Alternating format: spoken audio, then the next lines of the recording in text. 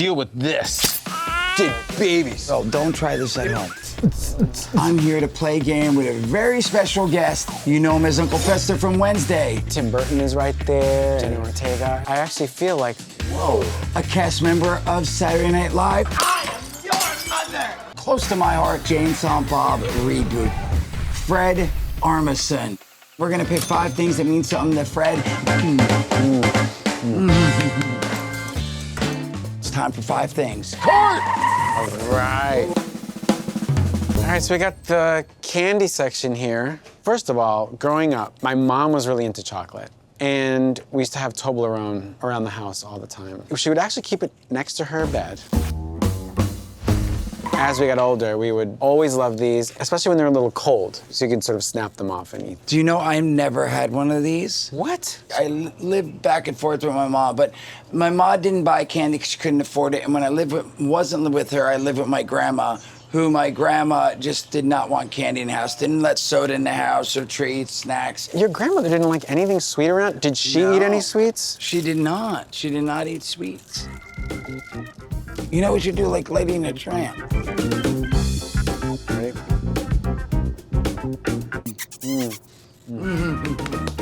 That was amazing, but even more, it's really good. And it was a sort of bonding thing with me and my mom. But did you ever find yourself being like, oh, there's only like 2 corners left, let me sneak it? Well, it's not that I would steal it. It's like, but I would eat more than my sister. She took her time.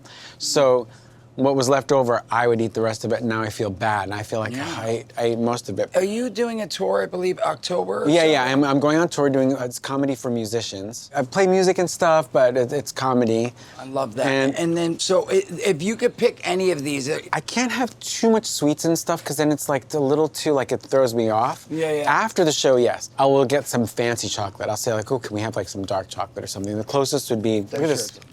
A Dubai chocolate cone. I don't know. I love pistachio. I love chocolate.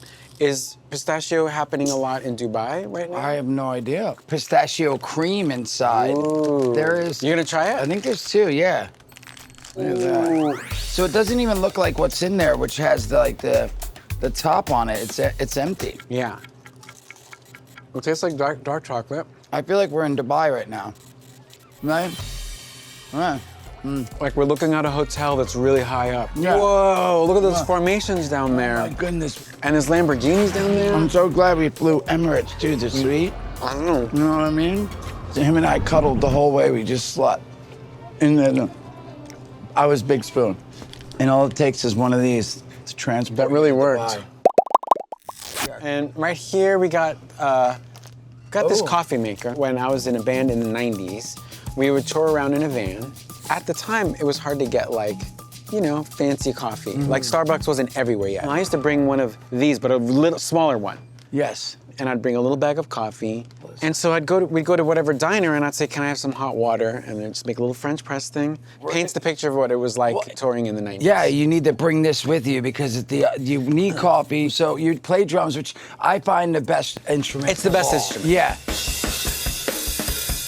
I realize I have a couple of friends who play instruments, and I realize if you could play one instrument, it seems like most people can play all the instruments, or most of the instruments. It's kind of like you know your way into how a song goes, what chords are and stuff. So I'm a drummer. That's my main instrument. Drummer, okay. And then I play a little guitar, and it's from the drums. I'm like, you know, just because you know the structure of like how stuff goes. And then you can figure out some chords and go from there. For the stuff that we play, it's pretty easy. It's like, usually it's like...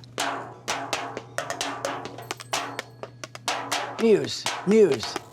5 things with Muse. Fred and Muse. Walking down the street. Gonna... Oh, I thought he was yelling at us. What was the name of your The band? name of the band was Trenchmouth.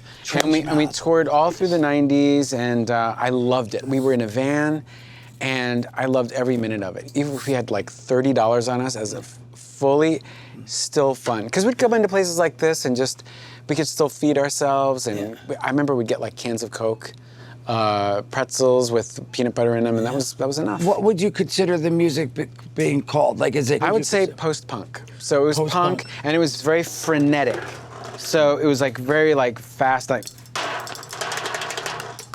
No. Oh. Like really just frantic and like out to prove that you could play fast. Really fast and semi-political, just sort of aggressive and, but we loved it. We had a great time. Yeah. And are you still friends with the three of them? Yeah. Because I feel like if you're in a band and you're touring together, it seems like that would be a bond that you're gonna keep forever almost, right? The thing is, we make each other laugh. We laughed so much being in this van, cracking each other up. I think it had a lot to do with even me going into comedy. Like, they were all so funny. And one of the things, by the way, was, and this is not gonna be one of the items, one of the things was finding a bathroom. So finding like privacy. Yes. We got very good, because we didn't stay at fancy hotels, of finding private bathrooms. We'd find a hotel that we're not staying in and look for the meeting rooms, like conference rooms, like they'd be like downstairs and through the ballroom, there's like this so you go down there, just make your way, and then you could find bathroom and you could have some privacy. Because unless the conference room is full and they're putting on a thing, the bathroom. They were always, it was always empty. And then there was like, all right, so we're gonna get some darts. We're gonna throw a dart at one of these things, and whatever it lands on, then we'll explain what that means. okay, I'm gonna do this with my eyes closed. Let's go, there we have it. So mash up, my friends. He is gonna take two things, mash them up that you would never expect. Okay, we've got curious. Sharpies Sharpie, and safety pins. safety pins, okay. Let's put these here for now. All right, there's more to it. Yes, there's All gonna be right. one more thing we're gonna mash up. Okay, so here we got a little toy section here. There's a big baby doll, but here I'm looking for a little one. So when I was in high school, even though, you know, I was into punk and stuff, there was like a thing that me and my friends used to do. We wanted to be shocking. Yeah, oh yeah. You know what I did is I shaved my head and left a skinny mohawk. I had a mohawk too. You did? Yep. We would have been good friends. Yeah, and we live so close too, dang. Oh, there we go. We used to take a safety pin, so we'd put a pin through the baby, like this. And so we'd be like, Dead babies. the reason I got a Sharpie is because we'd also paint blood on them. Here. Mine's a little more morbid. It's on the neck. Deal with this. Dead Jackets. babies. Yeah. And- I can picture it. I could picture it. Seeing you out at the Stone Pony in New Jersey and being like, "Yo, dude, what's Look at up?" this. Yeah. Or most people would be like, I can't even see what's on your jacket. yeah. That was our rebellion. You definitely have heard Stone Pony, right? And that was It's a before- world yes. famous place. So did you have a more local one that you remember going to a lot up in? There was a place on Long Island that we played at called February's. And there's a place called the Right Track Inn. And then there was CBGB, still had matinees, hardcore matinees. Yeah, and there was another club in Asbury that we'd go to listen to hard. That's where I saw Murphy's Law for the first time. My first concert ever was Murphy's Law. That was your first? Yeah. Now Murphy's Law, I saw a bunch of times, and I was in a band called the KGB, and we played with Murphy's Law and GBH at a place called the Rock Hotel in New York. Really? Yeah, and I was so young that I was so like in awe of Murphy's Law because they were like real, like they were like tough and kind of playful, and they were great. They had the bar, but lots of herb and a keg of brew. Oh my God, wait, KGB. So wait, I feel like That was my high school band. that was your high school band. Back then, they had the Carvel ice cream. Of course. And they had that song, Carvel Fresh Ice Cream. I used to pull my pants down and sing it with my ass, right? And I did it in my classroom one time, and my teacher caught me. That was sort of the bottom line. Like, I had done other things that really upset them. So I got thrown out and went to this place called Bayshore Alternative Program. But it was cool because half the day we'd go to this Kingsburg, another town, high school, and we were building a 2-garage like warehouse storage area. So we'd go and we'd build all day, but we'd sit and listen to hardcore music inside, and we'd like throw the boxes at each other, and we'd slam dance each other in the sheetrock and break, and we'd be like, oops, we fell. And then we'd be inside moshing and listening to music and messing around. So it was so much fun. I see something. Oh, okay. I'm gonna tell you a story about. There's 2 bottles of it, so I'll take them both out. That's sick. I was like 14 on Long Island. It was snowing out. We did this thing where there was a restaurant on the street and we poured it on the snow. One of us lied down on it, so it looked like blood came out of our head. I think we did that, ran away screaming, like, we did it, we did it, we did it. I used to think like, and then the people from the restaurant called an ambulance and they thought we were hurt. I'm realizing now, I don't think anyone saw it. What would be funny is if right now I actually did fall and then blood happened, and we're like, he's just kidding, and I pour beet juice up Yeah. to hide it from everyone. This is something that was in the toy section, and this reminds me of Portland, Oregon, where I spend a lot of time, where I did the show Portlandia with Carrie Brownstein, and for some reason this just reminds me of what Portland is all about. Yeah. A lot of pine trees and evergreens and sort of like just, it's a very rustic, right? Like, Yeah. it really is. Yeah. So we brought Portland here to you in Glendale. And then this here that I see is very much the kind of, one of the reasons I like Portland is because I like wearing a jacket. Anywhere I travel in the world, sometimes I don't pack enough and I'll just be like, oh, great, and I'll just grab it. I just did that. I was in San Francisco and I didn't think it'd be that cold.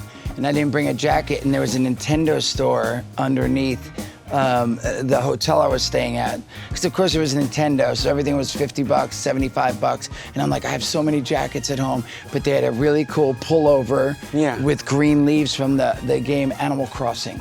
There should be a store for people like us who are like, I can't think right now. Yeah. Just something really, like a zip, you know. And versions like this, so like you have like if it's a little rainy out, it's a little weatherproof. Yeah, look at this. Copyright, Fred and Jason Mewes right here, so none of you guys can steal this idea. It's gonna be called Jackets Sold Here on the Quickness. Yeah. What is your first acting job? First thing I ever saw myself on a screen was for the Wilco documentary, I'm Trying to Break Your Heart. I was opening for Jeff Tweedy on a tour, and I did this character, and then in that documentary, I'm in it. So that's the first time I saw myself on a big screen. Then I was on, I appeared on Conan O'Brien. Okay. That was like 2000, I think. Very nice. Yeah. So you're easing into it, and then is this Seth Meyers before the... That's after SNL. I would imagine to get on SNL, I would imagine if you're saying you're auditioning and you're still fresh, it must have been grueling, like, hey, you gotta come back in, you're gonna be reading, or was it It was weird because I didn't have the ambition to be like, this is my moment. I was more like, oh my God, I get to audition for SNL, this is crazy. I can't believe I got this far. And the character was, remember the Wilco documentary I was telling you about? Yes. In that, I was a character called Fericito, a Venezuelan timbali player with a little thin mustache, kind of like Tito Puente.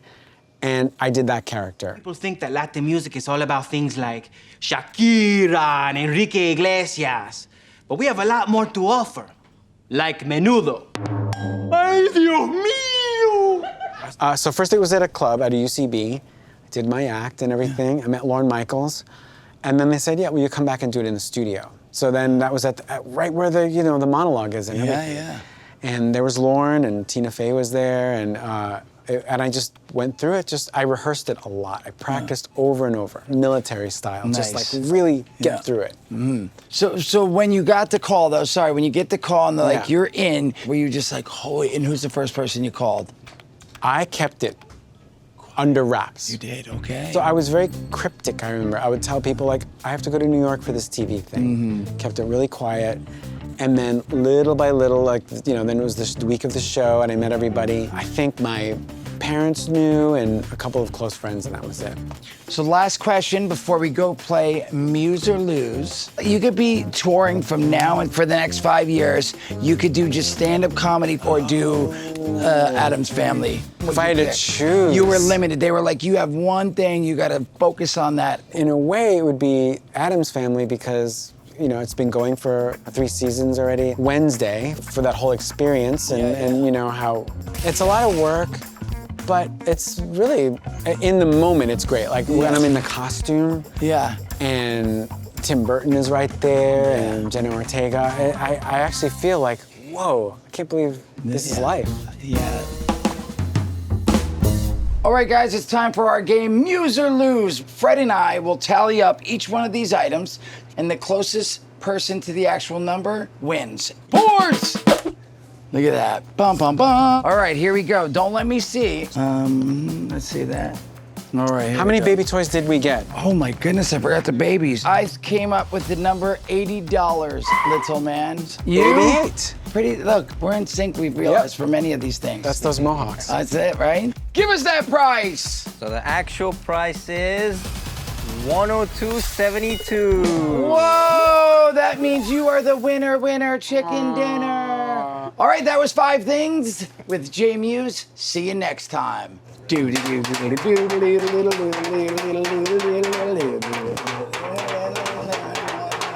Check out another episode right here and subscribe for more 5 things with Jay Mewes.